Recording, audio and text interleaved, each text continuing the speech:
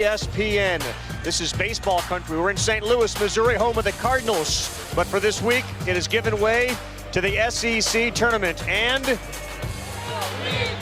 Big Blue Nation. And they are here with a singular focus to stop the hottest player in the nation, Collin Sexton.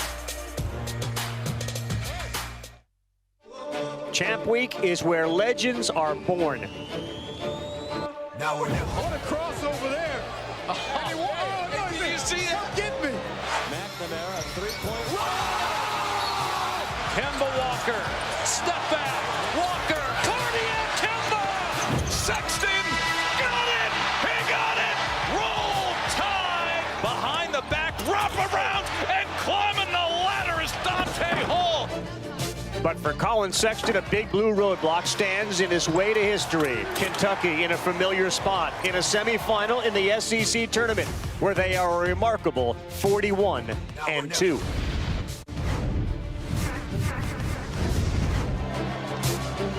And good afternoon, everyone. Welcome to Alabama, Kentucky, the semifinal, the first of two on Champ Week, presented by Principal. Laura Rutledge will join us shortly as the teams are being announced, and you're looking at the best player in the country, the hottest player in the country. Right now, his name is Collin Sexton. He is a highlight reel. He ended the first game they played with a buzzer beater, a end-to-end layup. And as a result, they are playing Kentucky. The other two teams that are here, how about Jalen Barford, the quarterfinal game, 27 and a win over Florida late last night. Physical stuff, Tennessee and Admiral Schofield. They were able to hang on and beat Mississippi State. Also yesterday, you got a chance to see Kentucky slow down the great Yante Maton. He made only 2 field goals. The Wildcats won 62-49. And it was Sexton assisting and scoring his way into SportsCenter lore. Alabama in the upset of the #1 seed, Auburn. Take a look at our bracket. We are down to the Final Four. Kentucky's won 5 of their last 6, 10 straight SEC tournament games. We'll see Rick Barnes take on Arkansas and their experienced backcourt later on. Laura Rutledge joins us in a moment, and Dick Vitale is here. So we've seen this act before, just obviously not here, where Collin Sexton is putting a team on his shoulders. Cool to see. Well, he's doing it just like Childress did it, like we watched certainly McNamara, and you certainly saw Kemba Walker. He's doing it all. He's penetrating, he's creating offense, he's making perimeter shots, he shows his range as a shooter. As you said so well, Ravi, he's playing as well as any guard in America. He's on fire, and he's going to have to be on fire here as we watch him take the ball to the goal. They stopped Kentucky, the kid Maton, who was the MVP of the conference. The question is, can they contain Mr. Sexton? That's going to be a tough chore for John Calipari and the Wildcats. There's no Dante Hall, which means even more pressure on Sexton. Kentucky, Laura Rutledge, really good when they have to control one guy. That's right, and they are still a very inexperienced team. The youngest team that Coach Cal has ever coached. He said today he feels good about him, but he never knows quite what to expect because of that inexperience. Wynyan Gabriel, the only player on this team with any SEC tournament experience, and he only played 33 minutes total in 3 games when he had that. Coach Cal's message all season long has been it's about March. It doesn't matter what types of losing streaks they go on, what they look like in game, as long as they're ready for March. They think they're ready at the right time. All right, Rut, I know you're ready. Vitale's ready. This is a Typer Dandy type game. You've got 9 of the 10 starters are freshmen. Isn't it amazing to see so many young people coming right out of the high school ranks? They play so many games, though, in AAU competition that they're so ready for this. They are ready, and we're seeing some quality Typer Dandies today. Galen Smith will jump center again. Dante Hall upended yesterday. He's in concussion protocol, and he had a huge game for Alabama in their first meeting against Kentucky as the Wildcats control. Tell you one thing, he's a big loss. You know why, Carl? Because he defends the basket well. He's one of the premier defensive players. He gives them winning mentality as an experienced player. That's a major loss for Alabama. Also, Kentucky's missing Vanderbilt, who's a great rebounder. Good box out there as Gilgeous-Alexander misses the first shot. Number 2 is Collin Sexton. If you haven't seen what he has done this week, he has absolutely lit the world on fire. He doesn't force many shots either. He takes quality shots. He has played as well as any guard in America right now at this time of the year. 2 games, he has totaled 40 points in second halves. Ingram forces one up. Kentucky's defense stout as you take a look at Kentucky's lineup as they march down the floor. Really good matchup to keep an eye on. Gilgeous-Alexander and Sexton, two of the better point guards in the country. Knox fires a three. That's off. He's a key player for them from the perimeter. He's the one guy that can make some threes. Sexton's first shot, hard off the iron, and a chance for a Kentucky run out. A little tight here, a little noon start time, and perhaps a little tight for both teams out of the gate. Tell you one thing, Kentucky's so successful over the years, the great tradition of Big Blue Nation, is John Calipari. They have dominated this conference, dominated in tournament play. Mentioned at the top, they have played in 43 SEC tournament semifinals, and they're 41-2. That's not bad. That's crazy. You got a chance. That's pretty good.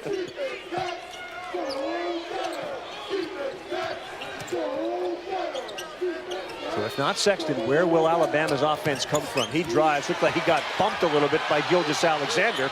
Ball on the floor. Alabama comes up with it. We're going to have a shot clock violation. Tell you one thing, you got the long length of Gilgeous-Alexander, and that really bothered him right there in that possession.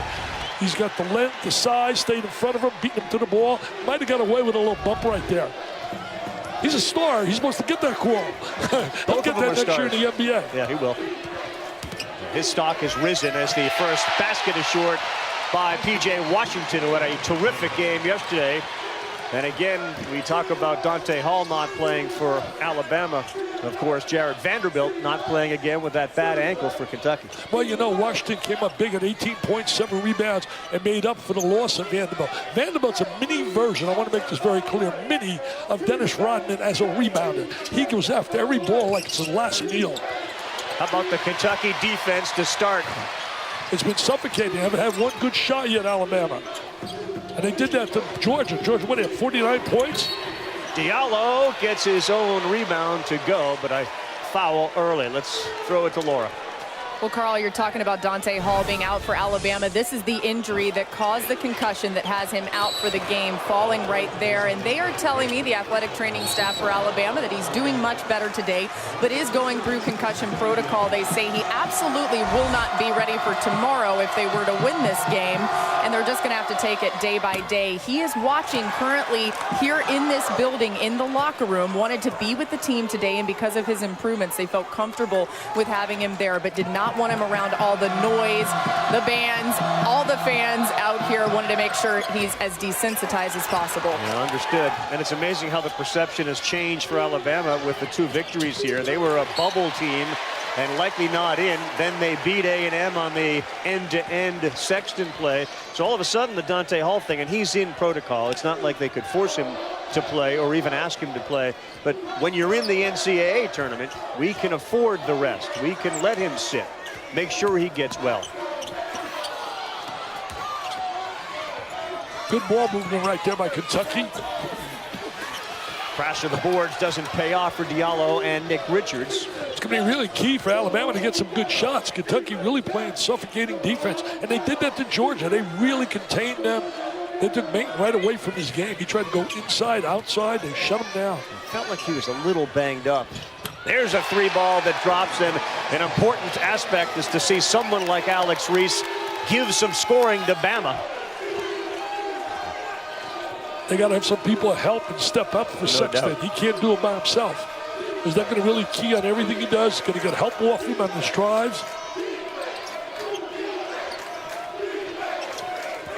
What a solid player this guy has become. Came in, did not have a starting job when he arrived, was not a big-time major recruit like some of the other players. Nick Richards. That's a plus for them. Shai Gilgeous-Alexander earned his PT, his playing time. He forced the coach to play. It's an old theory. If you want to play, produce. You produce. I haven't met a coach yet that doesn't want to win.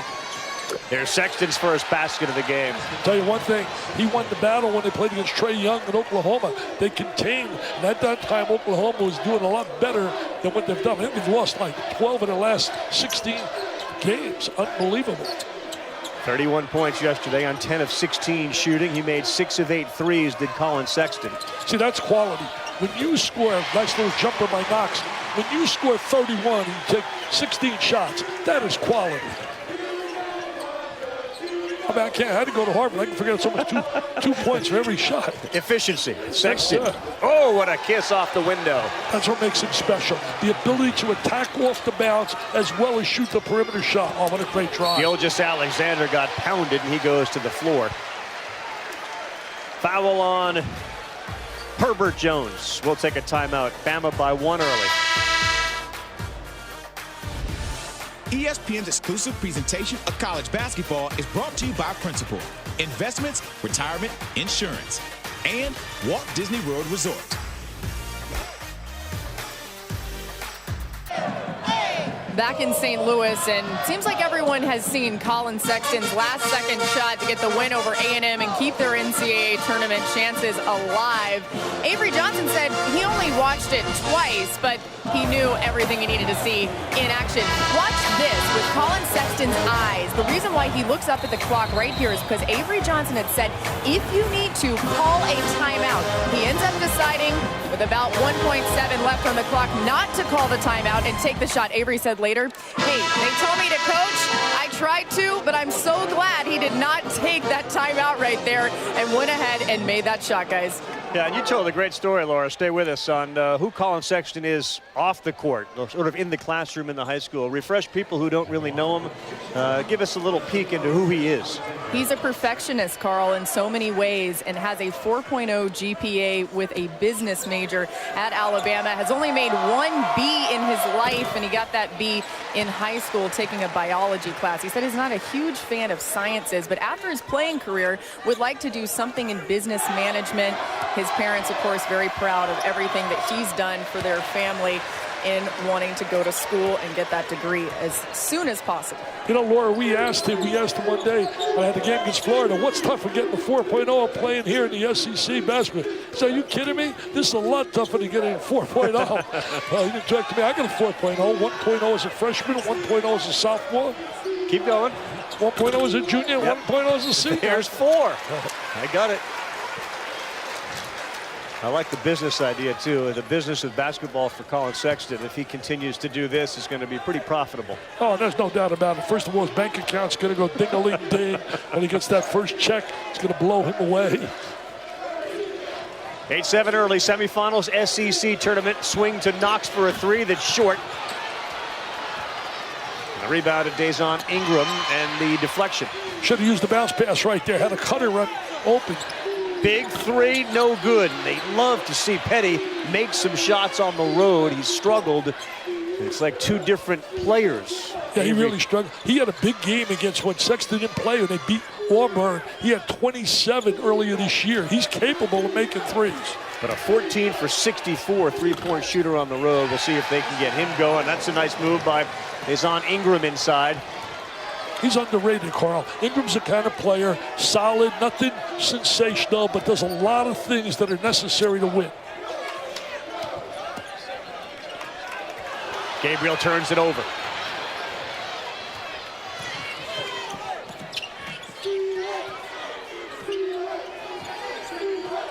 He's trying to post a little bit now, Sexton. They're going to get a foul, and not a good one on Gilgeous-Alexander. You mentioned it too, Gilgeous-Alexander, if you followed Kentucky through the season, wasn't the starter. It was Quade Green. He was a backup to him.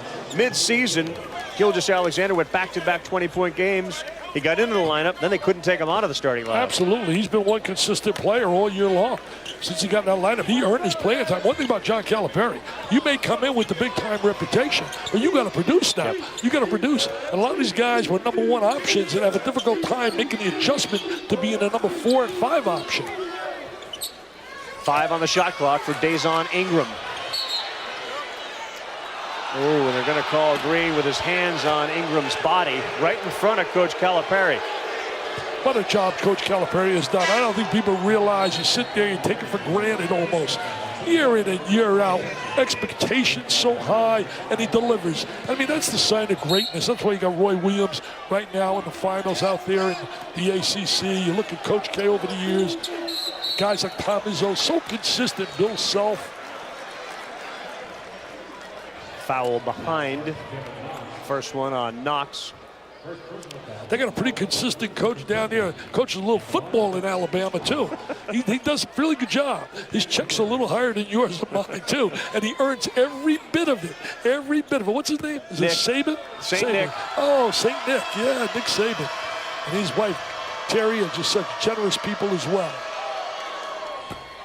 We heard from Avery a little while ago talk about Nick Saban, the communication that Saban has with the fellow coach at Alabama. And he said, you come to the tournament and Nick will wish you good luck. But he had some pretty interesting things to say about what his philosophy, Saban's, is and how maybe Avery could apply it to his team. Yeah, don't back down. He said with the players, you stand up, you demand, you can understand, you are definitely in their corner and you care about it. You can't back down from the discipline that you have. He's like, get great advice from Coach Saban.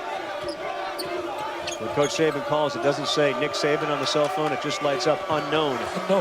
And Avery then knows exactly who it is. Diallo's three. That's a good one for Hamidou Diallo. That's big. I've always thought that Diallo had star potential. When I saw him in high school, Carl, I thought he was going to be a superstar. He dominated off the bounce in high school, took the ball to the goal. If he can make shots, we've talked about this so often, his stock would go way, way up. Sexton takes a break. Avery Johnson's in the game. So is Braxton Key. And Key has the ball now, working on Wenyon's Gabriel. Going one-on-one with him, and he holds his ground. And we're going to get a 3-second violation. Going to take a look at right here as Diallo's going to get free on the wing. And they're going to find him. Good ball movement. Alabama's, you let him shoot it. I mean, really, you look at his numbers, that's certainly not his strength, but if he can make that shot, he's had some moments doing it. 33% three-point shooter, Diallo. Tell you one thing, Kentucky's done a great job containing so far, keeping the ball away from Sexton. They're going to call a jump ball, and the possession arrow goes to Alabama.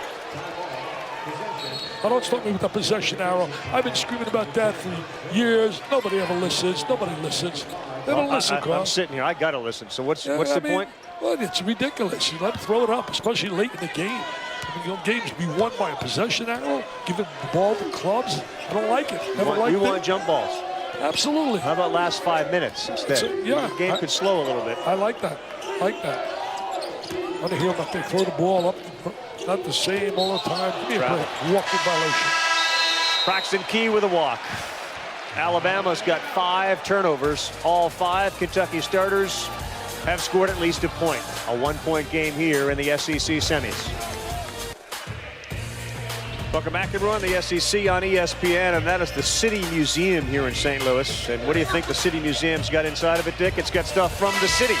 Old chimneys, salvaged bridges, construction cranes, miles of tile. We even got 2 abandoned airplanes as you take a look at the Final Four of the SEC men's tournament.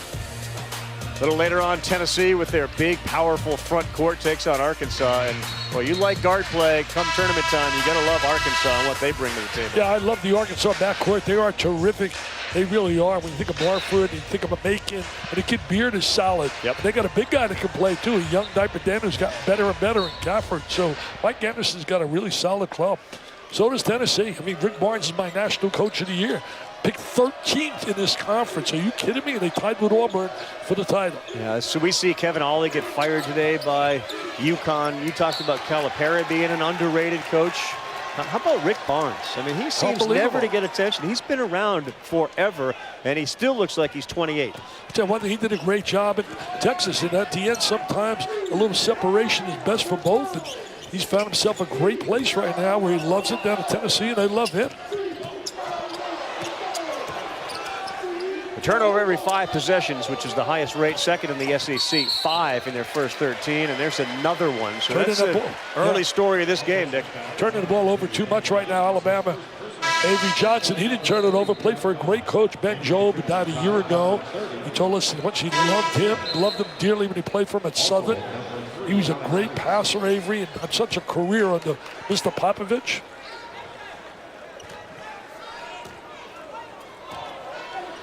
Guys, Coach Cal telling his guys to play faster. He said it's Alabama's 3rd game in 3 days. We want to get in their legs if we can. He also said we've had 2 drives baseline. And if you drive to the middle so we can share the ball. Knox either was upended or just tripped over his own feet. And he went down And a turnover. So many turnovers, 11 turnovers in this game already. I mean, it's been sloppy as can be. There's no doubt He's about got it. tripped by his own guy. You watch the right foot of Sasha Kalea-Jones. That's what Clip knocks, and he kind of gingerly walks over to the bench. He's been there one solid diaper dandy all year long. His stock has gone up. He's certainly going to be drafted lottery selection. Came out of Tampa, Florida, was a scholastic superstar there.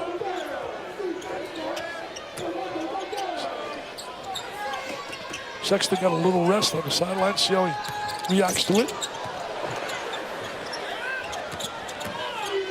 There's a steal. 7th turnover for Alabama. Gilgeous-Alexander lays it up and in. Nice play right there. Kept himself under control. Made the steal. Sloppy play. Alabama's got to pick it up on the offensive end and be more efficient. And they're not going to win this basketball game. Diallo was looking for an offensive foul. It looked like Herbert Jones' hand came up and got him. They forced Sexton to get the ball like 45 feet away from the goal. They're really playing him tough. Using a variety of people on him. Playing a one-on-one, and then they're going to give help. Obviously, look at he still beat him with his speed. What speed, what change of tempo. Looked like the foul called on the help that came over late, but instead they do get Diallo. You mentioned showing a museum. I went to a museum yesterday before I arrived here.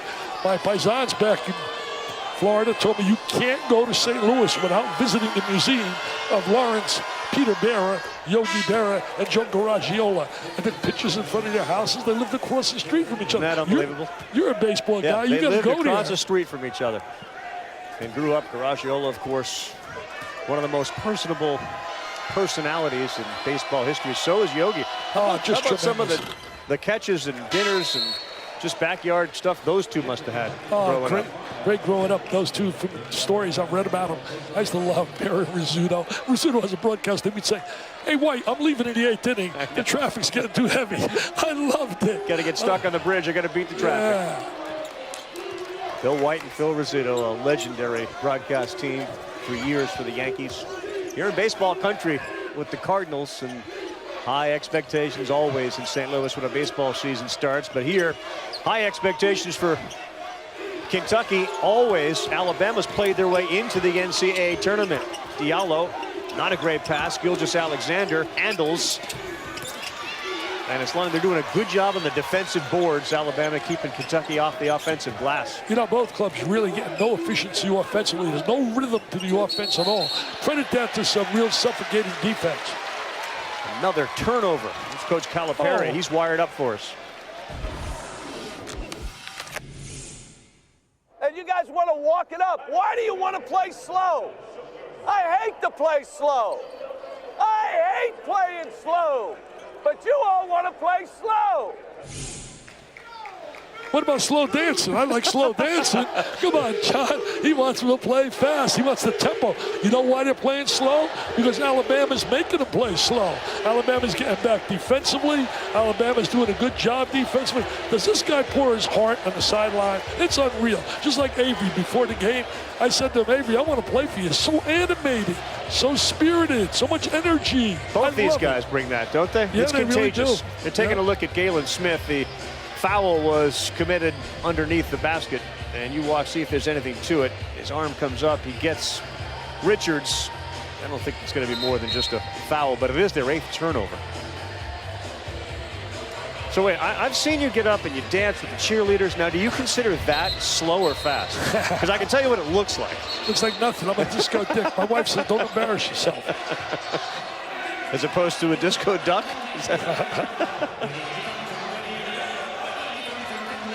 Well, we're trying to find some traction here offensively for both of these teams.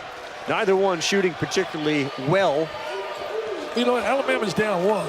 In the last 4.5 minutes offensively, they've had 8 turnovers. Yeah. And they're still laying down 1. The one thing with the turnover, it hasn't led to offensive layups for Kentucky, other than the one by Gilgeous-Alexander on the steal. Diallo hard to the rack, and he gets that to go off the window. A good driver of the basketball. Yeah, he's a driver and slash. He's trying to earn more playing time. He lost a lot of playing time because he had not been playing well in many areas. Oh, he got away with a foul there, did P.J. Washington, but it didn't affect the shot. How Sexton got that off is amazing. You know what I love about him? He plays with passion, plays with feeling, and he takes quality shots. He's not what you would call a guy that's a jock, a guy that's going to let him fly from all over the place. They're going to get a foul underneath. Herbert Jones. He picks up his second. You mentioned Alabama earning their way into the tournament, had lost 5 in a row. Yeah. It was big. That basket was worth a lot of dollars to Alabama and to the SEC on that drive by Sexton against Texas A&M. Conference is so tough. I firmly believe it's the #1 conference from top to bottom. I know. I saw you tweeted that out. You were getting hammered for that. I know. I'm getting hammered. Hammer me, Dickie V. I have no problem with that. You speak from your heart. Why is it not the better conference? Give me another conference better. The Big 12? Okay, I'll give you that. Big 12 is dynamite. But head-to-head, who won that battle and didn't even have Auburn and Missouri in the challenge? There's a block, and here comes Bama. You know, people they want you to say their school is always the best and their conference is always the best. And if you don't, they're going to have me, and I could care less. It's interaction. That's what the whole thing's about. Exactly. Offensive rebound work being done, but it's going to go off Alabama. Sexton was down there mixing it up. Your guy, Joey Brackett's, will, of course, have our... Hey, Joey Brackett's right here. Look at this here. Wow, look at this here. ACC 8, SEC 8. The elite conferences dominate. I'm just hoping that they take an eye and look at some of those teams that had major years, but don't get a chance to play quadrant 1 teams. The Middle Tennessees of the world. And St. Mary's of the world. They don't get a chance to play those quadrant 1 clubs. I mean, you get so many opportunities when you're an elite top 5 conference. You love the quadrant 1. I like fire hydrants too. Come on. Sexton's got 8. He's looking for 10, and he can't get it to go. And the rebound to Knox, who's back in the game. Just need basketball experience and guys that follow the game and know the game to make decisions. Gabriel can hit the 3, and he does. Wayans Gabriel buries it. Good call right there, Carl. A little separation right there. Gabriel gives him that veteran, that experienced player. Big Blue Nation starting to get into it. They stand up where they travel. I'll tell you one thing, they travel. Knox is frustrated. He picks up a foul, and that is his second with under 8 to go. Big Blue Nation representing here in the heartland, St. Louis, in the SEC tournament.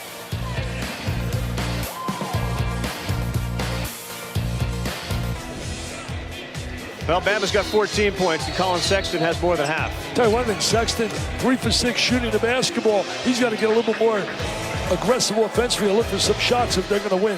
But what a talent. Takes quality shots, so efficient. That's what I love about him. He makes his shots count. Yeah. He really is so efficient, doesn't look for bad shots. Boy, I tell you, I took the NBA scouts, they love him. Yeah. They love him. Yeah, he may move himself into a top 3 pick, depending on the teams that end up in that position. I think it'd be kind of tough because there's so many quality big guys. The kid Ayton has been unbelievable at Arizona. I mean, he's been phenomenal. 32 points last night. Yeah, he's got to be in the talk for player of the year now. Even though I would give right now today, based on winning, Brunson. We're going to get a push, it looks like, on Wenyen Gabriel. Game's being called pretty tight right now by Tony Green, Doug Shows, and Todd Austin. I'll tell you one thing, in the first matchup, Hall really did a great job, not able to play today. He was 7 for 8 against Kentucky at 16 points and did a phenomenal job. I got the way of the Bear, Mr. Falika. He's making the move from football to basketball. Dick EV's right-hand man today. Inside, and that bucket is good. As Dazon Ingram hits for another 2, and he's got 4. Yeah, he's got to step up. He's capable. He's a veteran player, understands how to play, got good basketball instincts. Tell you one thing, Avery Johnson's brought some real excitement to Alabama basketball. Quade Green, he launches, and that's way off. And they continue to struggle from the field, under 50%. He didn't score yesterday, Quade. He's capable of going on a real spurt, though. He's one guy that can't make the long-range shot. High school star out of Philadelphia. When they had Gilgeous-Alexander and Quade Green on the floor at the same time, they were most efficient yesterday, and the 2 are back on the floor right now. 3-pointer, no good. Look at that rebound. That's Colin Sexton. He misses. Oh, I thought he got fouled. I'm going to get fouled. He has a right to moan and groan in that one. Diallo, the pull-up, no. And Diallo, as you saw Diallo in high school, that would be something he would just go to the rack with. Yeah, absolutely. He used to drive the basketball, transition, and then shoot the ball too quickly now. You got to put it in number 2's hands. Somebody better introduce them, Mr. Sexton.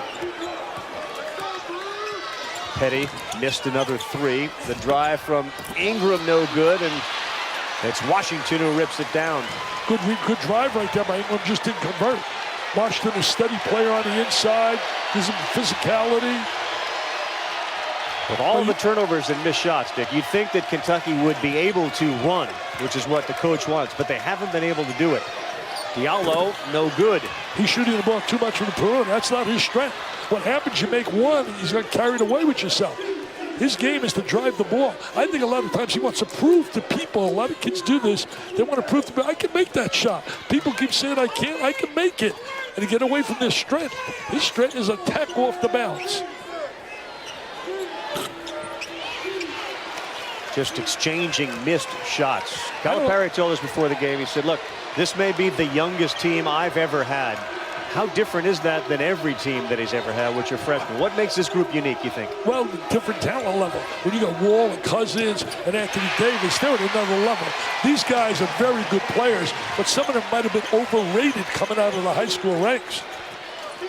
This is not a vintage Kentucky team. This is not a vintage John Calipari team, but it's also a team that can create havoc at tournament time. Just like his team did it the year they beat Wichita State, who was a #1 seed, and they were an 8 seed. Right. Foul on Diallo, and that puts him into the bonus. Coming up, Selection Sunday, 7 Eastern Time. Bracketology, Reese, J. Will, J. Bill, Seth. It says Dickie V. You're going to be part of that? I got to be part of it every year. In fact, I told Reese, we did an interview before. I said, Reese, do me a favor. Tell him to load up what I've said for the last 5 years to open the show about rewarded mediocrity over superstar performances by teams all year. Can you just clip that off and run it again? Run it again. Why am I going to go through that again? And they're going to scream at me, well, they're RPI, and they don't play anybody. They don't schedule anybody. Oh, really? No kidding. They can't. They don't get opportunities like the teams who finish 8 and 10 in conference play get to play those teams over and over again. I make one exception at 8 and 10, and that's the Fighting Irish of Notre Dame because of Bonzie Colson. He's been hurt. A lot of teams have had injuries. You're a Notre Dame guy. 7 degrees of my family. You're a Notre Dame guy. Gilgeous Alexander knocks down a 3, and Kentucky's lead, the largest, has grown to 7. A couple of threes have really helped them, and that's really not their strength. But I love Shai Gilgeous-Alexander. I love any kid that has earned his PT and his playing time, and he has earned it. Avery Johnson calls a timeout. We'll take a timeout. Remind everybody, too, that the Bracketology Show and SportsCenter are streaming live on the ESPN app.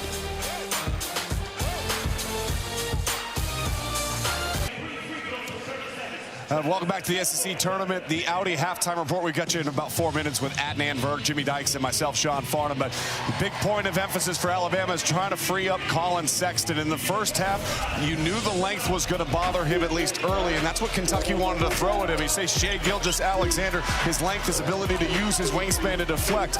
Then they put him in some pick and roll situations. You back the big off. You're so efficient, as Dick Vitale has pointed out numerous times. This time, reject the screen, clear out the baseline, and look to attack. Right now, Alabama's looking for some offense, Carl. They need to get Colin Sexton back going offensively to finish out this first half. No doubt, Sean. They started 4 of 8. They led it by 2. Since then, 2 of 9. And they're down by 7. And that defense, that length that we talked about at the top, 1 of 6 from three-point land is Alabama. Well, Sean is 100% right when he talks about the fact they're going to find a way to get some shots for Sexton to help him out, because that defense is really playing him so tough. Giving a lot of help off him. He's very patient. This is perhaps where that double bye pays such an advantage, and the challenge that these guys like Sexton on consecutive days have to deal with. 3 ball, 1 of 7 now. And that'll be Kentucky's ball. Guys, we just saw Hamidou Diallo pulled out of this game, and that's because Coach Cal is stressing to him and Kevin Knox, you've got to drive the ball. I need you to drive the ball to the middle, and he's going to be out of the game until he can do that, as Coach Cal commonly coaches his team. Tell you one thing, Laura, we talked to him about that. in the locker room before the game, and he said to us, I want Diallo to drive. I want him to attack. I want him to utilize that speed and quickness and first step he has. You look at Calipari and John on the sideline, what makes him special, you watch him coach, you would think that he's trying to get a contract. You would think that he is right now, early in his career, trying to prove something. But that's what makes him special. He's always about the moment, not about what we did in the past. Herbert Jones picks up his third. Let's not deny, though, that Calipari has the luxury when a player isn't doing what he wants him to do. Well, he can go to his bench, and generally the drop-off is not even significant. You're bringing in another All-American, another McDonald's All-American. I agree. He's not bringing in too many Wendy's. I tell you, he's bringing a lot of McDonald's All-Americans. Petty, no good. Petty's got to score. He's got to help that. He's got to find making shots, not thinking. I think he thinks too much right now. That little slump he's been on a roll. Oh, that's big time dunk there. P.J. Washington. That's big time. Mr. Washington woke up, the Big Blue Nation fans. Oh, he just exploded to the goal. One bounce attack. I mean, look at this here. Bam! I used to see that a lot of Anthony Davis, man. He might be the best young player in the game today. Not might, he is. Look at that look on the face of P.J. Washington, who yesterday exploded against Georgia. That's Jared Vanderbilt. That kind of reinforces the point. When Vanderbilt's hurt, you bring Washington in, and he plays, and he's capable of doing what we just saw. That's what they have. They got talent. They're not recruiting you if you can't play. One thing about Kentucky, you look at the resume of all those kids in high school, they're almost superstars. Vanderbilt's a big help for this team because it gives him that dimension of rebound. He attacks the glass. Yeah, he had a huge game against Alabama in the first meeting on the glass. We saw him a little while before the game. He's still limping around. Well, Petty banks one in. He banked it up the glass. He banked it in. Timmy B, the bank is open. Timmy B. The bank's open in St. Louis. Their first basket in their last 7 trips. And what a basket off the glass. That's how you shoot him, Carl. That's how you shoot him. I saw you shoot one day. Gabriel, another 3. You said it earlier, Gabriel can make the 3, and he gives him that experience. They got to get this guy some shots. They are playing him tough. He can't get an open look. Reese baseline jumper, no good, and a chance to increase that lead over 10. Sometimes you overlook Kentucky's defense. It has been tremendous. Oh, in the tournament, look what they did to Georgia. Yep. Mayton's a heck of a player. They made him look like he never played yesterday. They got Alabama shooting 33%. They're 7 of 21. That's always been one of the strengths of John Calipari. Oh, they're going to call Kalea Jones. He came out and set a high screen. He was moving. He was moving. No doubt about that. None whatsoever. Take a look right here. There's the 3 from Mr. Gabriel. 6th turnover for Kentucky.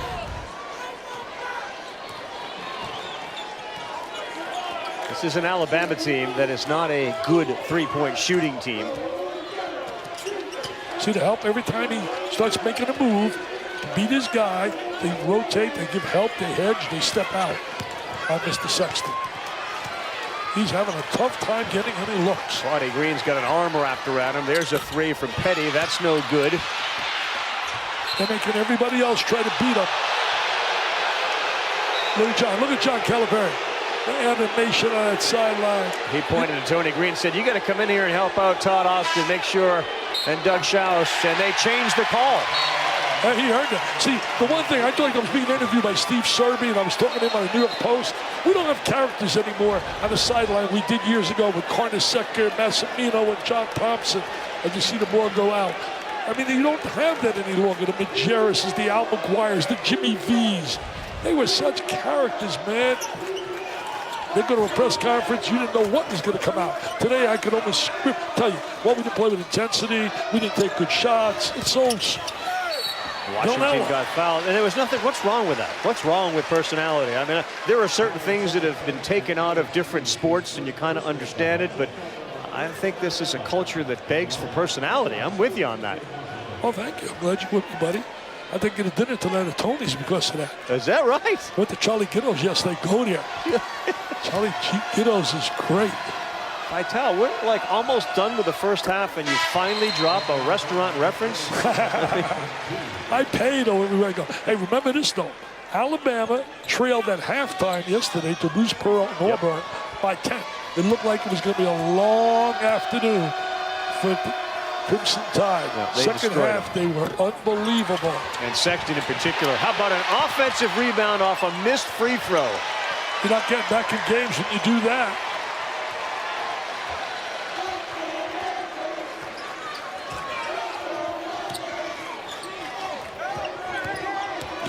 Buddy Green, nope, that's short. And it goes off the stanchion, that's out of bounds. So Alabama will have a chance with 17 seconds to go. Well, Avery's got to figure a way. How can we get better shots for Colin? Colin's not getting any looks at all. Green has played him tough, and he's got a lot of help from his other people with their length stepping out in his driving lane. Preview of the ACC Championship coming up. The America East buzzer beater. That's on the Audi halftime report. We'll hear from Coach Calipari before that. Sexton one last shot. That's an air ball. And the clock expires. Kentucky's defense, a big story.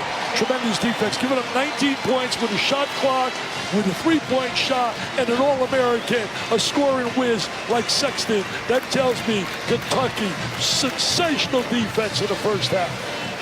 Laura's ready. All right, thank you. Coach, what do you think about the way your team's defended Colin Sexton? Well, you know, he got a couple down to layups. He shouldn't get that the way we're trying to play. But again, it's their third game in 3 nights. I mean, Colin is not a Superman. Now, he may come out in the second half and get 30 on us, me saying that. But I think he's playing well. We're guarding as a group pretty good. That's what we have to do. You keep wanting him to play faster. How can you accomplish that? I don't know why they want to walk it up. I'm not the walk it up coach. Play, go, drive, pass it. But I'll tell you, again, they get in these games. These guys are inexperienced. We're young. Thanks so much. Adnan, you're not the walk it up host either. Take it away. Welcome back to Champ Week, presented by Principal, part of the SEC on ESPN. Just wait and see. They gonna talk about me, and things will never be the same. I'm gonna be very legendary, and the whole world's gonna know my name. Are you ready? Scott Trade Center, St. Louis, Missouri. Laura Rutledge, Dick Vitale, Carl Ravitch. Kentucky 41-2 in SEC tournament semifinals, and they are in a good position to make it 42-2. Up by 10 over Alabama, 29-19.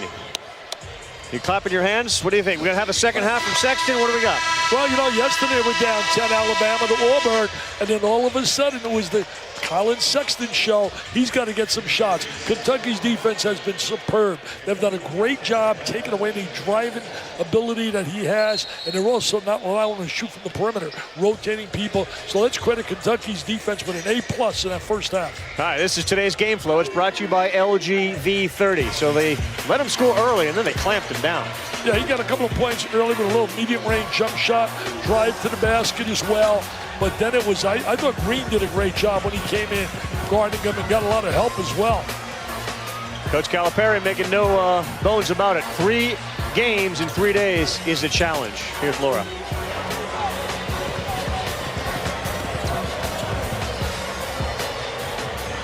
Well, guys, Avery Johnson said Colin Sexton needs some help. He said everyone's just standing around acting like he's going to win this game for us, and he singled out Dazon Ingram and Braxton Key, who have a combined 4 points. He said those two have got to get going. We also have to take care of the ball. 8 turnovers, of course, in that first half. And John Petty, 1 of 5, 1 of 4 from 3. Remember, the one that went in was a bank shot.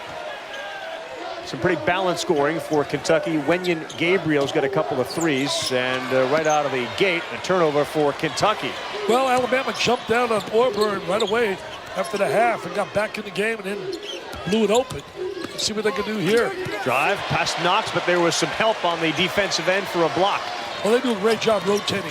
They help out. One guy gets beat, somebody else steps in. Diallo got fouled.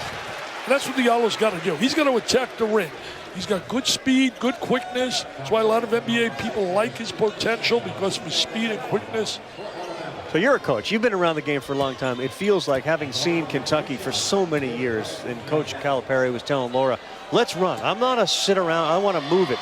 It seems like, play coach, it seems like that they don't have the confidence that the other teams did, even when it was an even man break or a 2-on-3. They figured, the older teams, we're going to get it done. We'll figure it out. This team seems hesitant.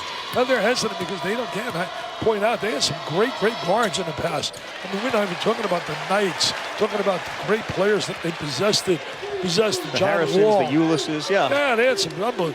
I mean, Tyler Ulis was incredible. What about Booker, what he's doing in the NBA now? Fox. Yep. But that leads to a confidence on the break. We're going to end up with a layup or a foul. Yeah, you got to have guys that really, the orchestra leaders that can get you going. And certainly Fox was one last year. Yeah.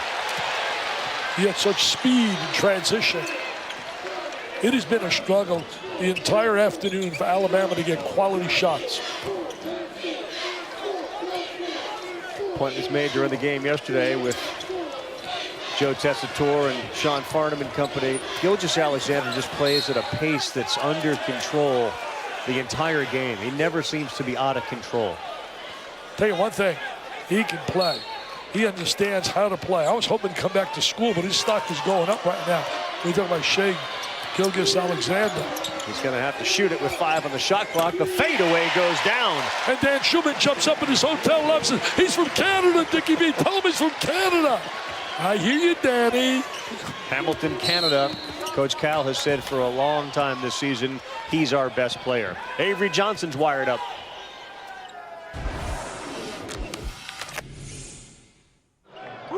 Reese, shoot the ball.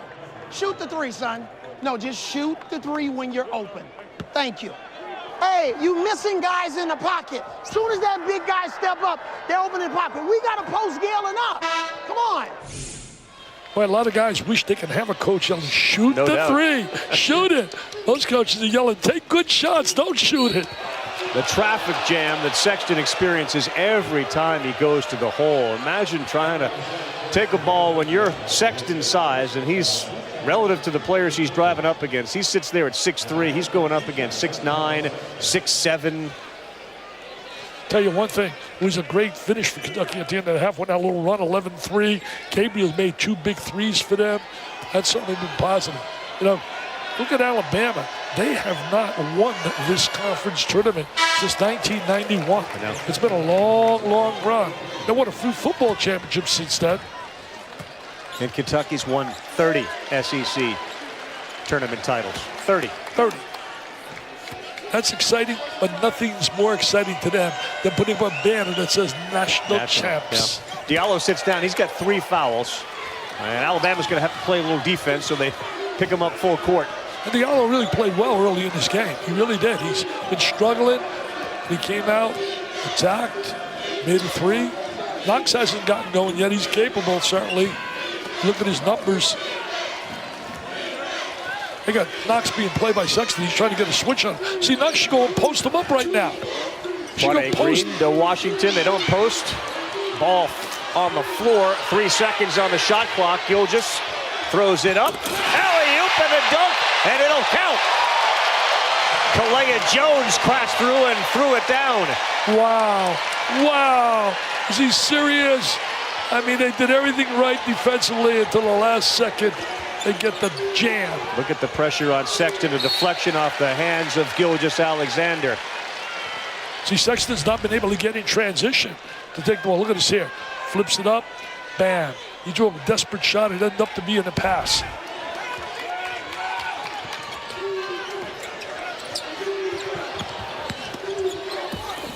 Pretty reverse layup by Braxton Key. Key with the drive on the baseline. He was all over about Key. He told Laurie, he says, he's got to get going for us. He and Ingram bring a lot of veteran experience. Foul out top. And that's that pace of Gilgeous-Alexander. He's able to get by his man, John Petty. They get the foul out top. He changes pace really well. Yeah. He does. He's great tempo the way he sets up his defensive player. Danger time for Alabama, down 12, Dick. You know, what a great year the SEC's had. It really has been incredible. When you think about no easy cupcakes. Wherever you went, you had to really battle. but made Auburn's season even that more impressive. Gabriel, we're going to get a block, so he's going to shoot 2 free throws. 8 SEC teams, according to Joe Lunardi, will be the most they've ever had in the NCAA tournament. You start looking ahead to Tennessee and Arkansas, the terrific backcourt that Arkansas has against that size up front for Tennessee. Yeah, you know, Williams inside and Schofield are going to have to dominate. Like Gafford's gotten better and better as the years progress. I talked to Jimmy Dykes about that, who knows a lot about Arkansas, and he says, you know, he was a kid that was not a big-time recruit, and he's a kid that's just getting better and better. Mike Anderson and staff doing a great job with him, getting better, and the guard play has been sensational all year for Arkansas. I mean, Macon and Barford, they can score. Yeah. And Beard's an underrated kid. He distributes the ball well. Gafford's playing himself into a lottery pick. Can't teach that size. He's got that dunk he made last night was incredible. Switching on Sexton now, Washington, and that forces a turnover. Colin Sexton getting frustrated, and there's another foul. That one on Braxton Key. Knox had an open teammate, Green. He could have dropped the bounce pass, but he had his head down while he was dribbling. The young kids out there, you want vision of the floor. You got to get their head up. And how do you do that? You go down your cellar, you get a basketball, you shut the lights off, and you dribble down there.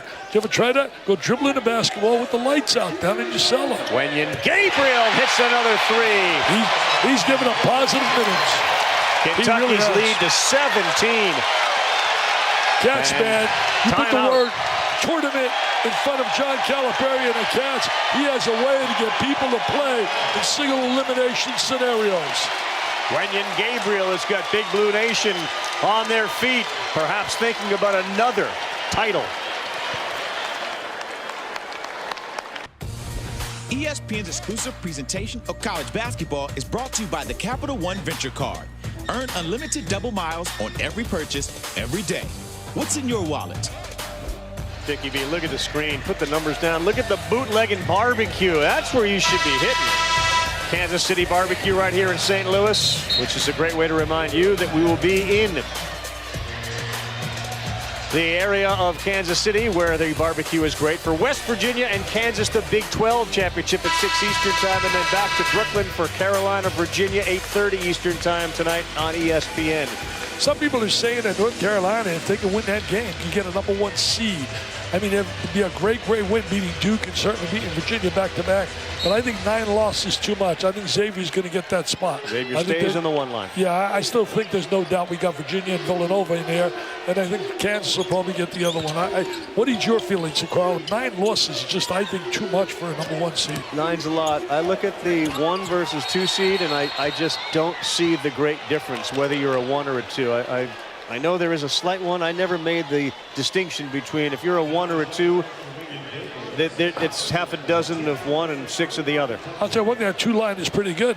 And the city out there in Cincinnati's got to be proud because they got 2 of them, Xavier and Cincinnati. Right, so if you literally flipped it and you put 1 seeds for the teams on the bottom and 2, would you know the difference? Not really. This year is so much unpredictability. Not about parity, but there's unpredictability. You can't predict. I mean, but one thing, Virginia's been consistent, and so has Villanova. And I'll tell you, Xavier certainly got beat, had a 17-point lead. You got to credit. I mean, Ed Cooley, what a job he's done. What a job. You know he's done a great job. Guy's going to get no publicity. Nobody knows the name. But you tried doing a job here at Maryland, Baltimore County. That's what makes the tournament so special. Ryan Odom, my friends, has them in the tournament. You heard me. Maryland, Baltimore County. Wenyen Gabriel's making 3s, and now he's denying shots at the rim. Kentucky's doing some flexing, only allowing 24 points. Alabama has been held to 8 field goals in this game. Tell you one thing, some bubble teams are doing a lot of sweating right now, because right now Rhode Island's down to St. Joe's, Cincinnati is down as also to Tubby Smith. Instant updates with Vital at the SEC.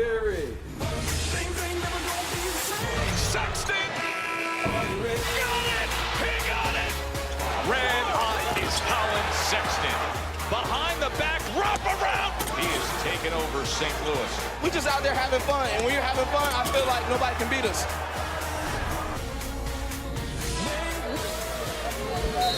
St. Louis has been all fun for Colin Sexton up until this point in this SEC tournament, as he's run into this Kentucky defense with just 10 points so far in this game. And Avery Johnson continuing to tell his guys, we can't use the fact that we've played for three of the last days as an excuse, telling them we haven't put any pressure on Kentucky, saying, you know how I know we're not for real right now? We're complaining. That's not us. He wants a change in attitude here, guys. I love that. I love that, Laura. You got to be able to be a winner. You got to come out and play. Most of these guys, you know, if they weren't playing, you know what it'd be?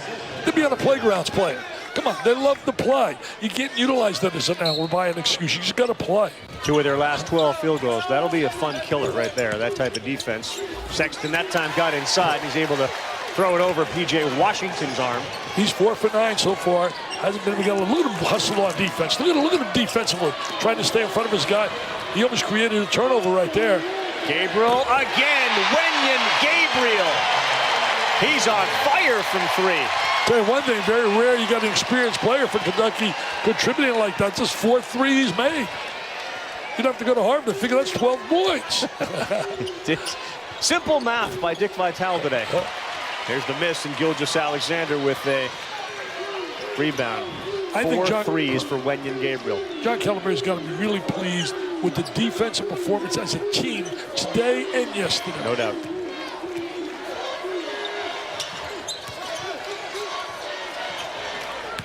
Knox wants to get into the act. He launches. He buries a 2. He's a very skilled offensive player. He's talented, multi-skilled. Stifling defense from Kentucky today. Yeah, everything's a struggle. You don't see any easy shots. Good inside move by Daniel Giddens, the 6'11", 247-pound sophomore.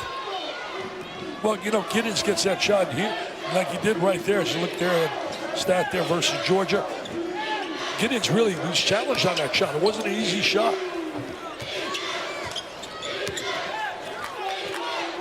Knox very streaky. If he gets going, watch out. Charge. Out of control. So they're up 45-28. Our next game, start to see some of the players that are watching the game. One of the great guards, that's Macon for Arkansas. Grant Williams for Tennessee. He must be listening to some good music. I like the way he's bopping that head of his. Admiral Schofield's got some earphones in as well. What a job Rick Barnes has done in that Tennessee program. Think about this, Carl. Projected to be 13th in the conference, and they tie with Auburn. And don't forget the job that Bruce Burrell has done, especially with the unbelievable pressure with the FBI report, the Chuck Parsons scenario, the assistant. And to be able to have them where they are and going to the NCAA tournament for the first time, I believe, in 15 years is quite an achievement. Doan and Bowden have been very good in the backcourt, not turning the ball over nearly as much as they were in the beginning of the season for Tennessee. And a foul there on Alabama. This has been all Kentucky. It really has been all Kentucky. Avery Tower looking for a foul. What a competitor. You think about a guy that got the most out of his talent and ability, one of the favorites of Coach Popovich, who without a doubt is the best NBA coach in the business. There's no question about that today. Avery, of course, like Pearl, worked at ESPN. I said, what experience did you take from there into your coaching? He said, patience. TV teaches you patience. Well, fired coaches end up, it seems, at ESPN. I mean, there's Avery's son, not shot blocked, but the follow-up from Giddens, and he throws it through. Nice play by Giddens to trail the play. Avery's son attacking the rim. His mother screaming and yelling. Why doesn't the coach give you more PT playing time?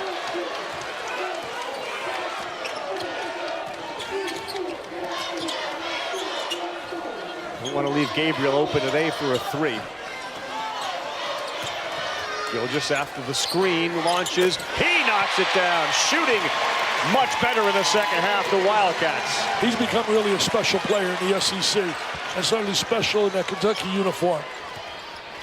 Sexton, he'll throw up a 3, and that goes down. Squares his body really well. Was a big-time scorer in high school. I asked Avery, how did you get so involved with him? He said, we started early. We were the first ones to make an offer to him. And we stayed with him. Here he is. Coach Calipari animated. He's done a fair job of recruiting in his career. He's had a few players. You take a look at the roster in the NBA from Kentucky. Are you kidding me? What a franchise you could have. He crossed over his coaching line, so they give him a warning. And now we'll play on. He's had a real good, strong basketball staff as well. Look at that staff he has. Just terrific.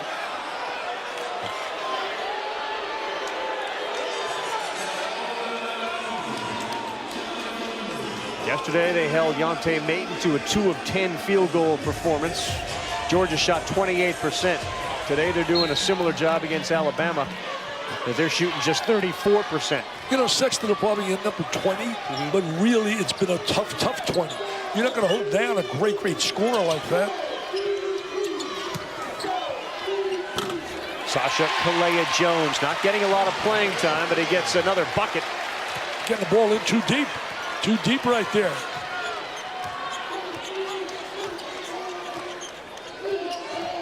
I like the job Green has done.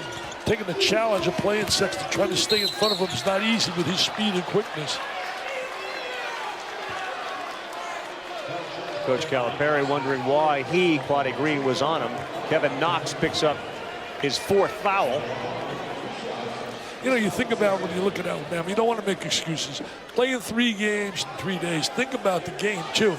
A lot of emotion and passion in that game with Auburn, and then the wire game with Texas A&M, and then you have no Hall in the lineup. I mean, that just tells you you're in trouble, and you're playing a quality team in Kentucky. Well, and back to the top of the program, it makes those performances from McNamara and Kemba Walker even more incredible that they could do it over 5 days in a row. Yeah, Randall Childress, the job he did with Wake Forest, I mean, it was unbelievable. He's going to break James Robinson's record. He's 4 points shy of that. Now 3 points shy of it in an SEC tournament. That's Colin Sexton, and they have played themselves into the NCAA tournament where they will very likely have Hall back. Well, you'd have an investigation if they didn't get in. We've had enough investigations for a while. Yeah. Sexton may have gotten away with the carry, but it set up a 3, and Avery Johnson has come in and provided a spark. I'll tell you one thing, he got the great look right there by Sexton. What great vision. Should have been a double dribble.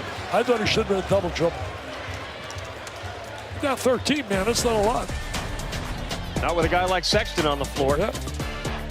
Kentucky knocking down threes. Shea Gilgeous, they are 7 for 11 from free throw line, 7 of 12 from long range.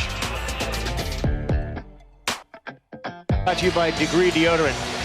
Well, I'll tell you what, the Degree Deodorant right now, they're just suffocating, man. Mr. Sexton, look at us here, everybody rotating over, everybody giving help. And that's the price you pay when you're a superstar. You know what's amazing? He's 5 for 11. He's got 16 points, and he's have not been able to get a lot of shots and opportunities, but he keeps playing hard. Playing again without Dante Hall, which is a huge factor in this game. Absolutely. And if they could go on a little run now, they can make this interesting, but they got to come up with some stops here. Kentucky's been on fire in the second half. 7 of 9 from the field. They've taken 3 threes and made them all. And that's really unusual. That's not their strength. They've been making them, and that's only a kid. Washington got fouled. Avery Johnson's beside himself. Can't figure out where the foul was. You know what's going to be really interesting as a Kentucky fan and a Kentucky lover? Who's going to come back from this team? Normally it's like they all go. But I'm telling you, a lot of these guys are not ready in any way. They're going to go to the G League, man, and life in the G League is not like playing at Kentucky. Maybe better next year if they do come back. Usually it's just to turn it all over and start again. You could argue Wenyon Gabriel's been the best player on the floor for them today. He's the sophomore. Well, he's made shots. You know, I think still to me, Shea Gilgeous Alexander's the best player. He takes control of the game. Look out. The tempo. Look at this here. Guys pumping. Bodies bruising. everywhere.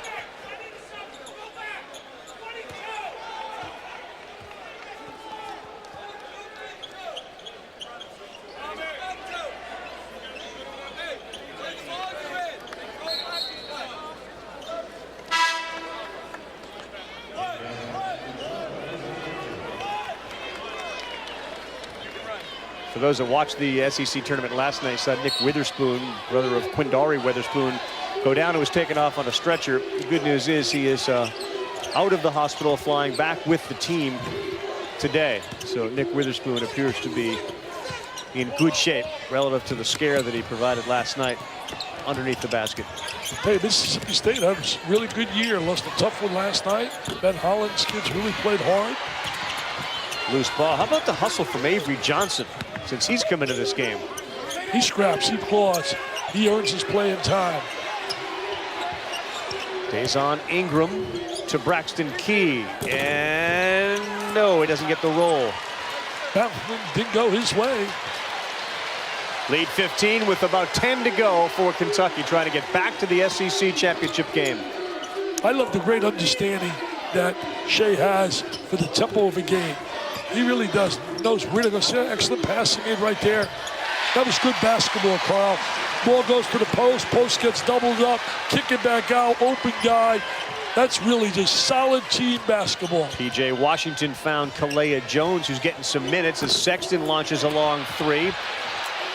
Johnson comes up with a loose ball.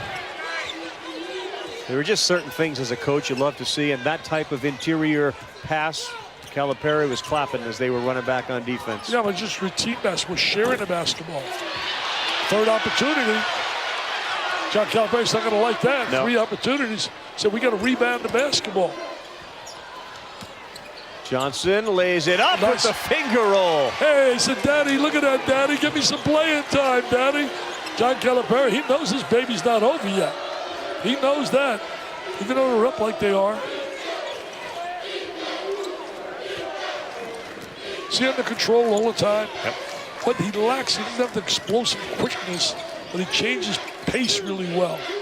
Shea Gilgeous-Alexander. Then they have simple names, got 3 names. That's tough.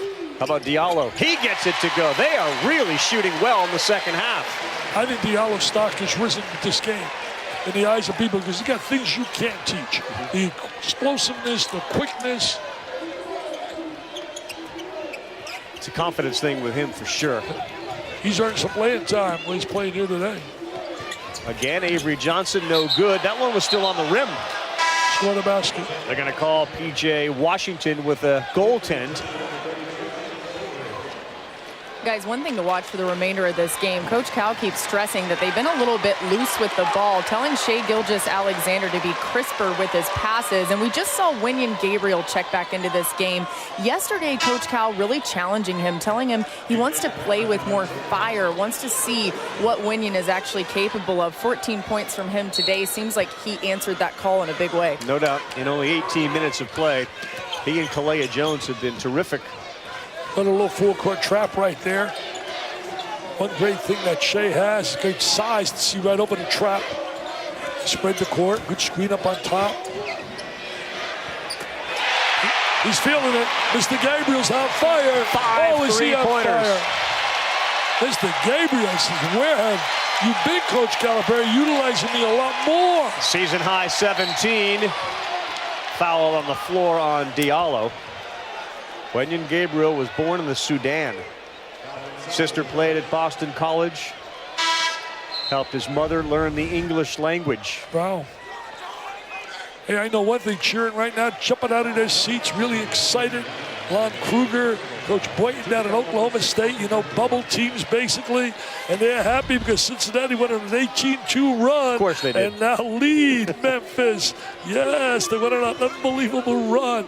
So those bubble teams, they want those teams like that expected to get in to get in. A 25-hour bracketology show. I think you'll see Cincinnati show up in some Final Fours on some of those brackets. Well, Mike DeCourcy picked Mick Cronin as his national coach of the year. I have great respect for Mike DeCourcy. I went with Rick Barnes. I think Barnes has done a great job. Some people, my guy Seth Greenberg went with Bill Self. They're all good choices. I mean, you can think about the coach Beard down at Texas Tech. I mean, you got to look at guys that have taken teams, but sometimes lost in all that are guys that do a great job, but people expect them to win. Tony Bennett has done a phenomenal job with Virginia. Calipari as well. The Arch in St. Louis, and it's all Kentucky right now. flipping the switch. It's brought to you by Boost Mobile. It's number 32. The sophomore, 6'9", born in the Sudan, Wenyan Gabriel, who averages 6 points a game. He has exploded for 17 on 5 of 5 from three-point land. That's pretty good. You make 5 for 5 threes, man. That's a great way to put some points on the board. I'm going to ask you something. You're always putting me under the gun. I'm going to ask you, what are your feelings, Mr. Ravitch? You've been around the game with teams 8 and 10 being considered they should be in a tournament, in their conference play. I'm not sure there's an exact answer to that, because there are different 8 and 10s. I mean, there's an 8 and 10 in a power conference with injuries that you brought up, and then there are teams that just don't deserve it because they're 8 and 10, who are given credence because of the conference they play in. Generally, I would think an under 500 record, you should almost be disqualified from getting in. But look, there are conferences and challenges that certain teams face that others don't, and they should not necessarily be penalized for it.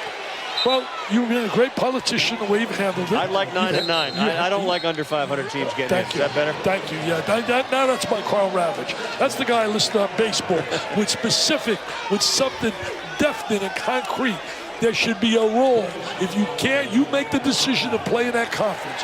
You play there. If you can't finish, and mediocrity being 9 and 9. If you can't finish there, you don't deserve to be in over teams 27 and 5 and 26 and 7, all because you didn't play quadrant 1 teams. Well, let's face reality. You don't have to be a genius to figure out that teams in the upper elite conferences are going to get opportunities to play those kind of teams. Other teams will not. I think what makes the tournament great is you have the 27 and 5 yes, teams that are in it. Thank you. Because the 8 and 10 teams, let's be honest, they're not going to win the championship. So let's allow the 27 and 5 teams to have their day in the tournament. And if you're 8 and 10 or 7, even worse, 7 and 11, then you're not going to get into the tournament this year. Maybe next year. You know, I can understand the argument comes back. If you lose the eye test, you ask the question, wouldn't Oklahoma beat some of these other teams? And the rule is basically that they say they want the best 36 at-large teams. There's a three from right Petty. Here. That's what you usually get from him. And just like that, it's back to 14. I don't understand the Oklahoma State-Oklahoma argument. I don't understand how Oklahoma State is not a better team than Oklahoma is right now. I don't they beat them 2 out of 3 teams. They're better. Times. They beat them 2 out of 3, number 1. And number 2, Oklahoma's lost 12 in their last 16 games. Sports Center at 5 tomorrow will begin and continue these types of conversations. Still in it.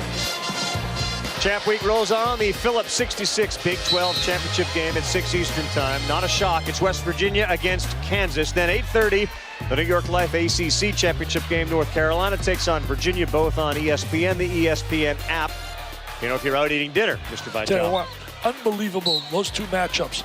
Really quality teams that can win the national title. North Carolina, tremendous win. Kansas playing without Udoka Azubuike in this tournament. The big guy's not playing. Green, wide open 3, can't get it to go. First jump shot they missed here in the second half. Look at that move. The Colin Sexton, watch out. Are you serious? How talented he is. Oh, I'd love to coach him. Somebody in the NBA is going to get a dream.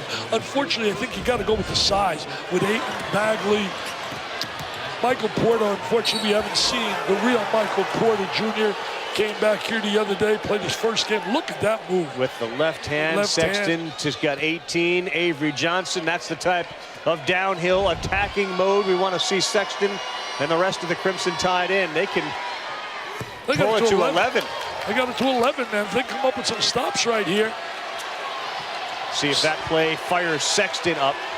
He's got to get out in transition. See, the one thing in the NBA, he will get out in transition. Nice post-up move by Knox against the pressure and patience. John really doesn't like this style. He doesn't like the 5-on-5. He wants to go 3-on-2, 2-on-1, transition up and down the floor with Kentucky. Gabriel again. 6 for 6 from three-point land. Are you serious? He's shooting like the kid Tilly did when I had Gonzaga. Yeah, he is. He made 11 in a row. And he's having fun. Big smile on the face of Wenyan Gabriel. Bigger smile on John Calipari's face.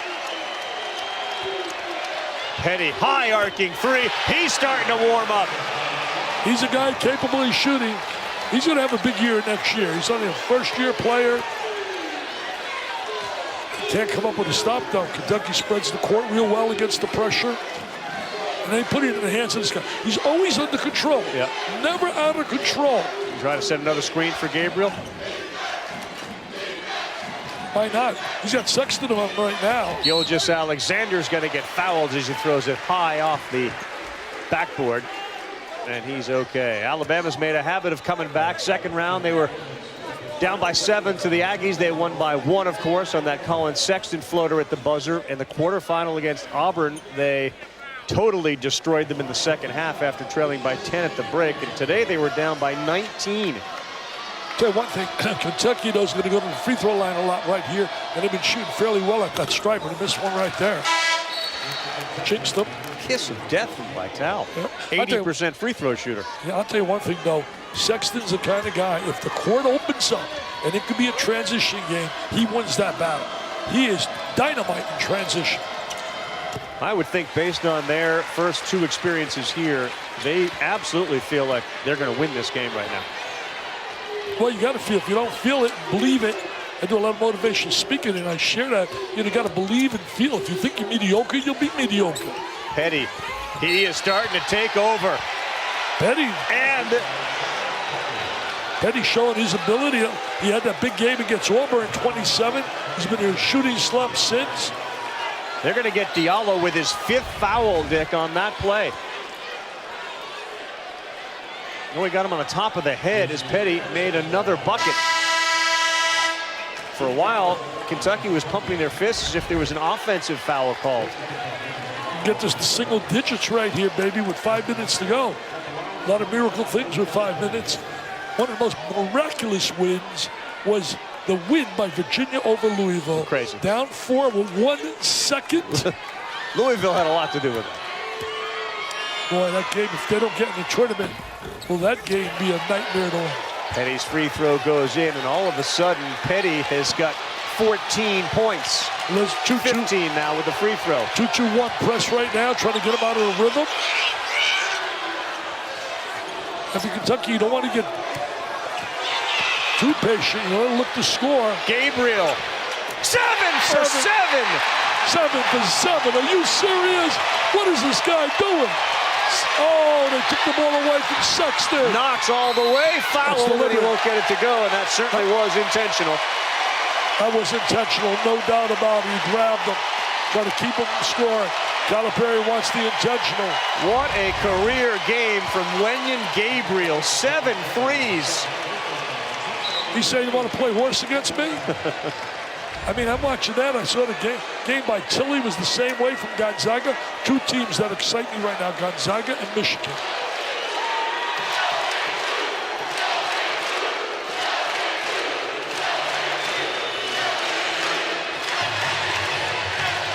Chanting MVP for Wenyen Gabriel. 23 points, a career high. And it's his first 20-point game this season. I mean, you can take a lot of guys in practice and put them out there with nobody guarding them and say, let me see you make 7 in a row. Nobody guarding. And they're not going to come close.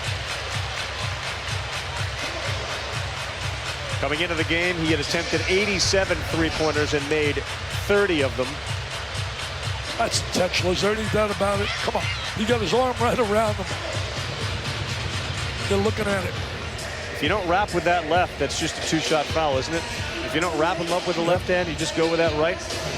See right there? The right hand's a two-shot situation right there. But the left hand was the one that wrapped around him.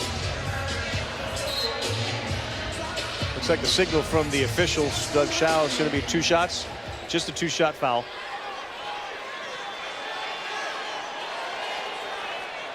Kentucky playing without Jared Vanderbilt. You start this game without Dante Hall for Alabama, and it's Wenyen Gabriel who has become the star of the game. He's the star of stars here today. One thing I credit Avery's kids, never did they fold over. Kentucky's defense was suffocating. They just kept battling and battling. Yeah, we're not giving this game to Kentucky. There's just 5 minutes left to go, and you're only down 12. Free throw line goes big for Kentucky here. Knox, a 76% free throw shooter. You know, Gabriel's doing a little research, he's made 8 threes in the last 8 games total. He's 7 for 7 today in St. Louis. He loves St. Louis, man. Pretty typical, though. A 6'9" dude steps out and knocks down threes. That's the college game in 2018. Ingram, that's off, and now Kentucky up by 14. I guarantee that wasn't in the scouting report that they had that much fear, worried about Gabriel making 7 threes. Managing the clock now for good shots. Quality shots in the key. Making free throws in the key and usually get to the winner's circle. Washington down low. He got fouled. That was a great entry. Did you see the pass, the bounce pass? The best I've ever seen in the 39 years that I worked at ESPN here, making that pass, was Pearl Washington of Syracuse. He used to drop it like a dime, man. The bounce pass was so perfect. There's a lot of anticipation in that pass, too, isn't it? Reading your offensive player when he's about to make his break to get open. I think you can be a coach, man. I like the way you got all these coaching maneuvers now. Getting ready for baseball? You know the news. When you can't play, you coach. You know how that goes. I'm ready for baseball, absolutely. This town's ready for baseball. They lost Missouri early on in this tournament, so they're focused on the Redbirds now and the Cardinals. And Missouri lost that tough game. Played Porter in that game. He was 5 for 17. People got to expect that. You agree playing with him? Did you agree with that? Playing him? Yeah. Well, if the kid feels that he can play and the doctors clear him, why not? Yeah. So the doctors have to make that decision. Going to get a foul on Gilgeous-Alexander. I'll say this, too. ESPN and all the ESPN platforms do a tremendous job with college baseball. I know you're in the land of the Rays, but this Kentucky baseball program, fantastic. SEC baseball, fantastic. Florida Gators won it all last year, and they got arms. If you had the arms that the Gators have in the Rays organization, you'd compete in the AL East. Hey, the Gators got a no-hitter out of their pitcher the other day. They got 2 or not 3 first-rounders on their pitching staff. Does Kevin O'Sullivan. It does. You talk about Calipari recruiting. Kevin O'Sullivan is the Calipari of arms when it comes to collegiate baseball. Tell you one thing, Sexton, started off slowly. Those numbers are going up and up and up. 21 points. And he's broken that Alabama SEC tournament record with his 79 points in 3 games. What I like him, look how hard he plays defense. Look how hard. I mean, another guy's going to loaf and take it easy to say myself on the offensive end. He's a 4.0 student too, my people. There it is, you young guys listening out there. He's both student and an athlete. He generally fits that description. Gabriel with 5 on the shot clock. Gilgeous-Alexander, we're going to call it on the floor on Colin Sexton. Tony Green right there to make the call. Sexton picks up his 3rd. Look at Wenyen Gabriel's day. 7 field goals, all of them from 3. ESPN's exclusive presentation of college basketball is brought to you by Principal. Investments, retirement, insurance.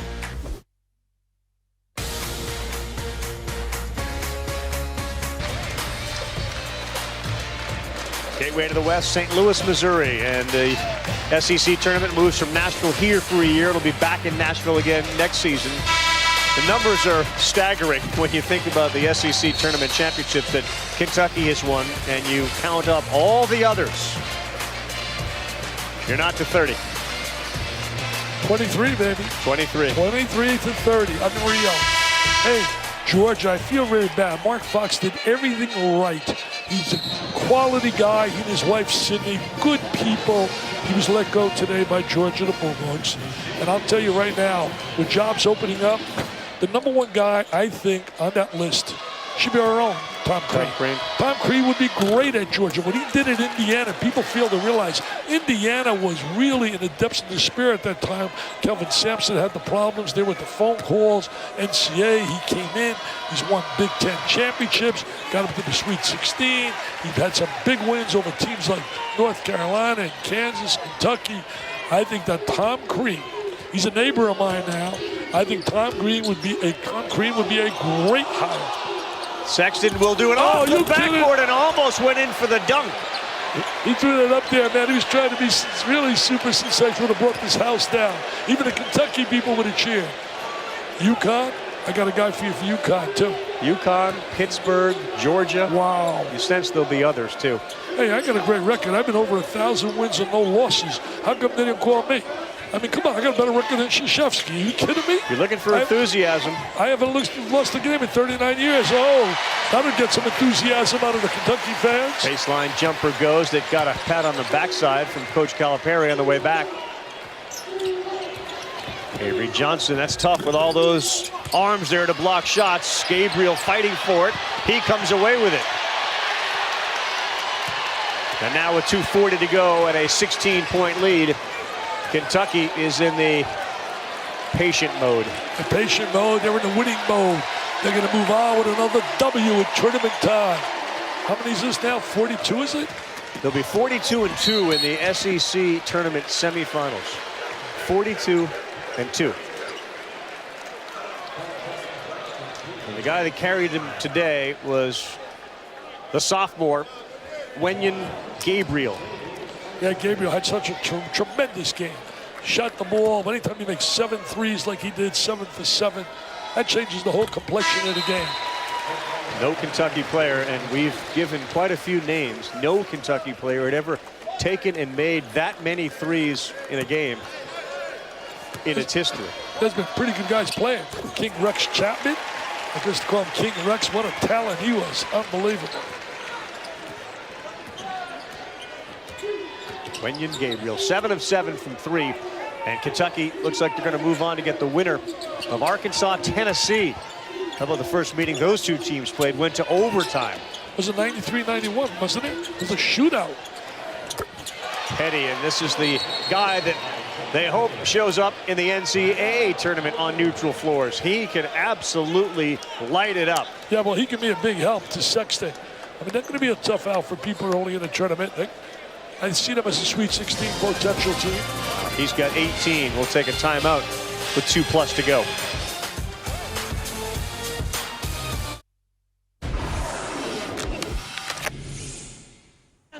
Two years ago, Texas A&M, they were down by 12 with 1 minute and 5 seconds to go. We got time, all right? Let's go. And won the game.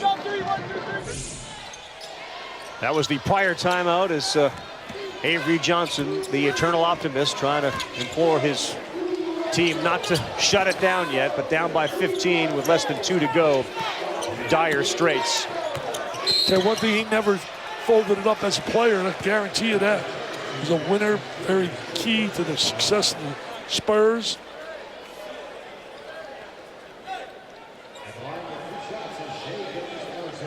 Avery Johnson, thanks to Colin Sexton, who is coming back into the game, will be in the NCAA tournament. Bernardi and just about everybody else had him out. It was a sub-500 conference team that has played their way into the NCAA tournament with the 2 wins here. But given what you've seen from Colin Sexton, that's an 8-10 team that's now in the tournament. Well, you're going to get in because of the strength again of the conference and because of the theory that simply says if they're one of the best 36 teams, and the committee's going to see it that way. Petty, that's short. That's an air ball. They've had some good quality wins, played a real tough pre-conference schedule. What do those 2 wins do for them going into the NCAA tournament? How does it help them? Because they weren't a team that was going, and now they are. What do the 2 wins do for them? Let's make it very clear. We think they're going. It looks like they should be going. But I feel pretty based good about on all the different bracketologists out there, but one never knows. One never knows. And RPI ranking is very high at 35. Lenardi's got a number 9 seed. Quality wins would be the good Rhode Island team. Auburn twice, Oklahoma, they got some quality wins. I mean, they beat the number 1 seed in the tournament here at Auburn, and Auburn is depleted. You know, without Weatherspoon, that's a different team that Bruce Pearl has going into the big dance. Tell you one thing, he did an amazing job because you had that nightmarish scenario down there with that FBI report. And certainly not our opinion, but a fact of real. They were picked lower third in the conference. Auburn, they weren't picked to do very well. Gabriel steps off. We'll hear from him with Laura once the game concludes. But star of stars today for Kentucky, 7 of 7 from three-point land, a school record.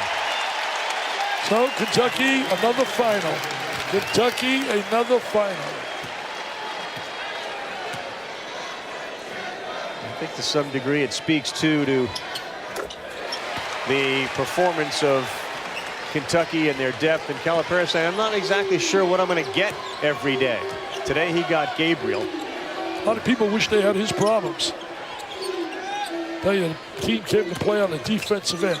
That, to me, set the tone for the whole afternoon. I think I misspoke. I said it was Weatherspoon. It's Anthony McLemore for Auburn, who is lost for the season. And that's going to impact them in the NCAA tournament. They make it 31 tomorrow. That's going to be the effort for Kentucky. And the SEC tournament title game will be on at 1 o'clock Eastern time. I'll tell you two teams I think out of the SEC that really cause problems in the tournament. Two teams coming up next, Tennessee and Arkansas. They're all on fire now. They're all feeling it, as that's not their strength, man, shooting the three ball. But they shot it today, and Kentucky's defense plus the three ball is the reason why they will be playing for another SEC championship.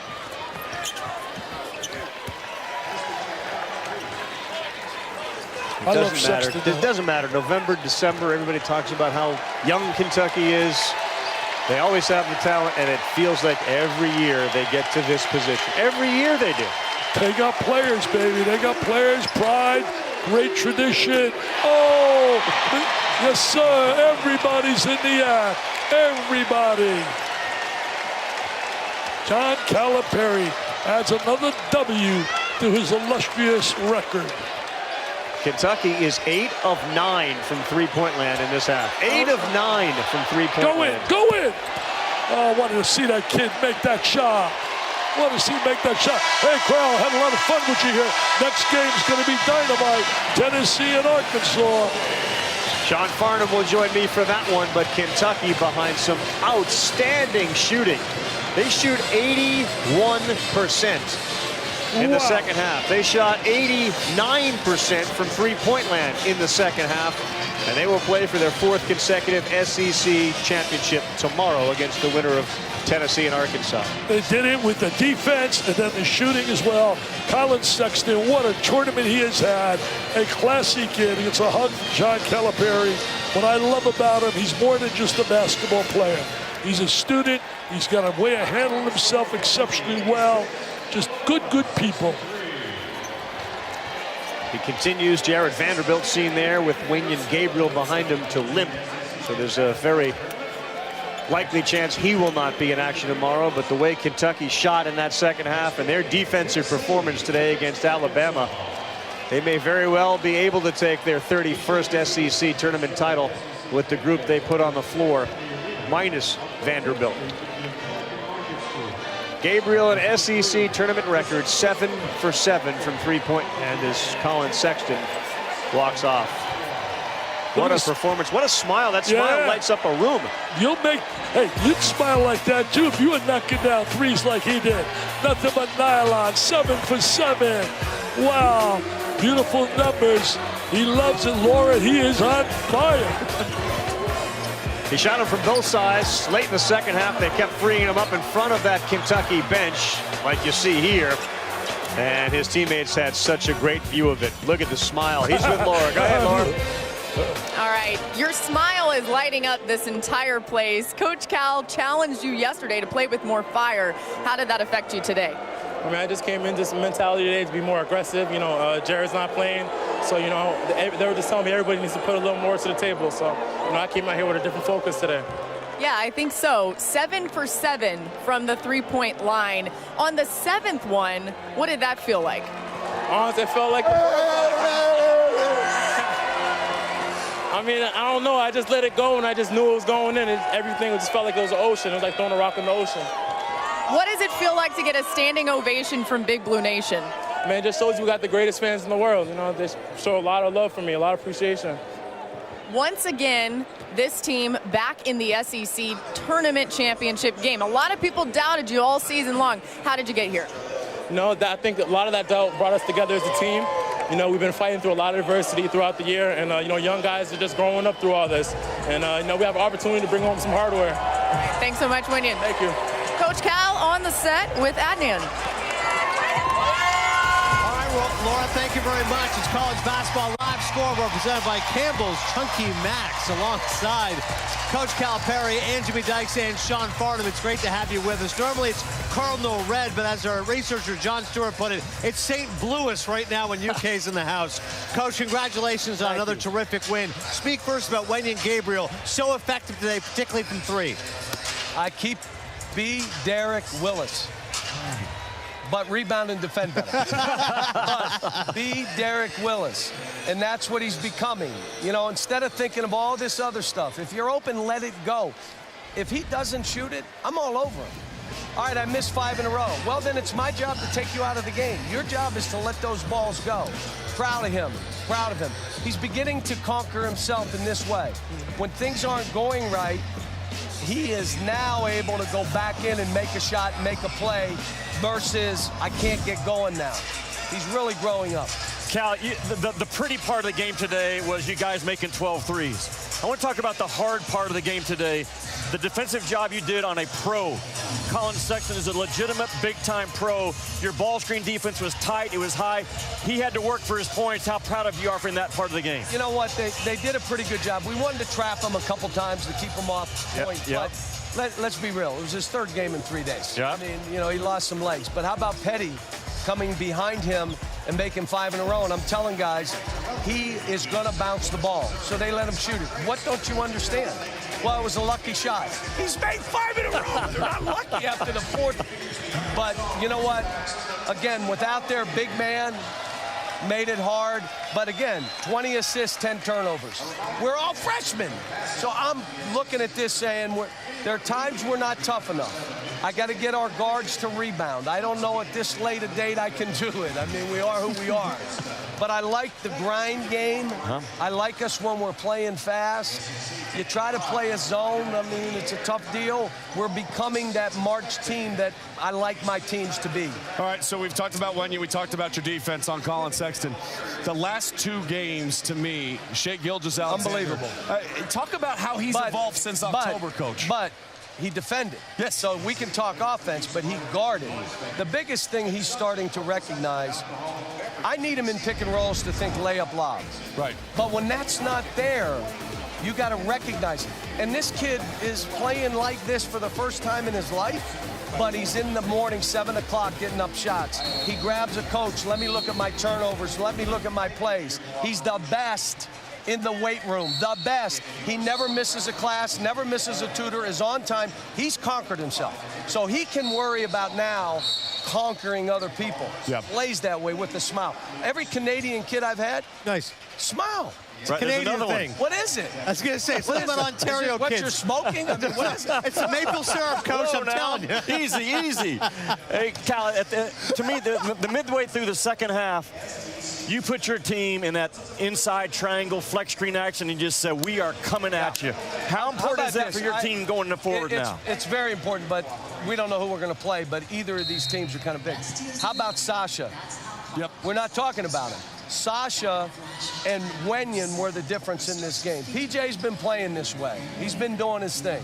The other guys, Hami's getting better. Took a couple of tough shots. I'm like, why would you do that? You're playing great. But Sasha is now the difference maker. And again, Jared went down with an ankle. Okay. This is your opportunity. Take advantage, and he is. I'm really proud of him. How good is the Italian food in the Hela here in St. Louis? Very good. I may try. I got to go to Mass at 5:30. And if I have time, I'm going to try to go up and have a bowl of pasta. Hey, you only had 1 offensive rebound today. Go talk to your team about that. Great stuff, Coach. Thanks so much. 85% in the second half. That's okay. You got to go get more than that. That's John Calipari as Kentucky goes on to the SEC championship game. The final will be tomorrow at 1 o'clock Eastern. They'll be facing the winner of Arkansas and Tennessee. That's the second game of our doubleheader here at the Scottrade Center in St.